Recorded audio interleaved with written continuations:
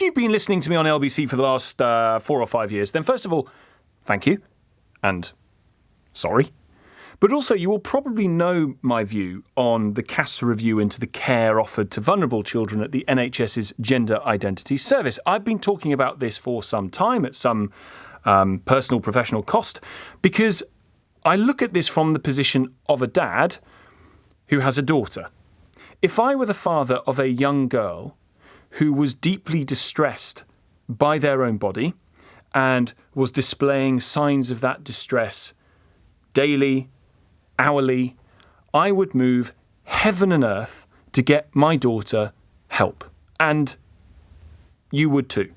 And you, like me, I guess, would trust the clinicians that you sought help from, that they were providing the right care, the appropriate care for your child, if my child were in that position. And the reason why I've been talking about this for years and worrying about this is because of the dawning realisation that the care offered by the NHS to my child, or to your child, or to the thousands of vulnerable children who were presented to the NHS by their concerned parents desperate for help, the dawning realisation that the NHS not only got that care catastrophically wrong, but that they knew that they might be getting that care catastrophically wrong. And for years of flagging this, jumping up and down about it, talking about it, I was told as a concerned parent that I am inflaming the culture wars, that I was the enemy, that I wasn't empathetic enough or caring enough, that I was apparently denying the existence of existing people. Be kind, I was being told.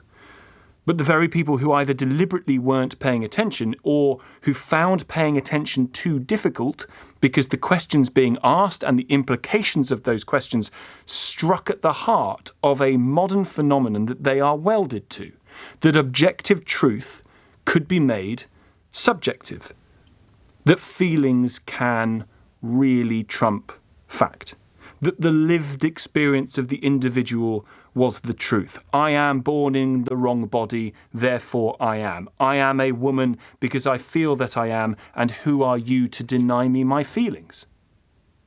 Who am I to question your feelings? Perception truly is reality, they believe, even if reality seriously bloody begs to differ.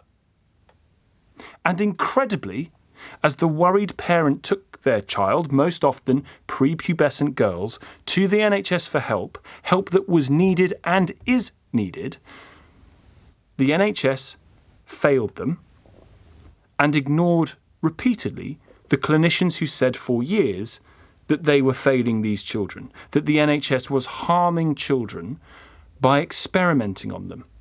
The NHS experimented on distressed children by prescribing puberty blockers for no good medical reason, even as Cass in this final report says, giving them puberty blockers before the end of the clinical trials that were testing whether or not puberty blockers were safe.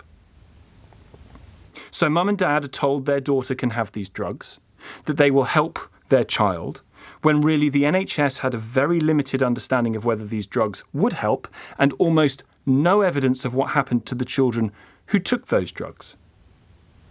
What is that, if not an experiment? An experiment carried out on the backs of vulnerable children who were encouraged by medics to believe in a medical untruth, namely that you can be born in the wrong body. And the people who said for years that something's wrong here, that this isn't safe or this isn't scientific, got told they were the problem. They were the ones inflaming a culture war. The irony being that those most angered by the culture wars used the fog of that apparent conflict as a cover to block the truth because the reality was too confounding for them. The Be Kind Brigade stopped thinking. They were seduced by the language of being born in the wrong body. The reality is no one is born in the wrong body. You may feel you are, but you aren't. You should be entitled to the best possible help for that feeling because it must feel absolutely horrible. But we don't need to sacrifice fact on the altar of those feelings. And less rhetorically, the NHS never needed to endanger the health of thousands of children because the adults in the room forgot to challenge feelings with facts. But the NHS did that. The former head of the Gender Identity Service in the NHS once said that part of the aim of the organisation was a social justice mission. So I come back to being the dad again. The dad standing in the corridor, desperately worried about their child's feelings about their body, the depression it may have caused, the anxiety it may have caused, and you arrive in a medical setting for medical help, and some well-meaning charity worker sidles up to you to say, "We're the NHS, and here we're a social justice mission." Excuse me? I thought we were here for serious medicine, not social missions. How dare you co-opt my distressed child into your worldview?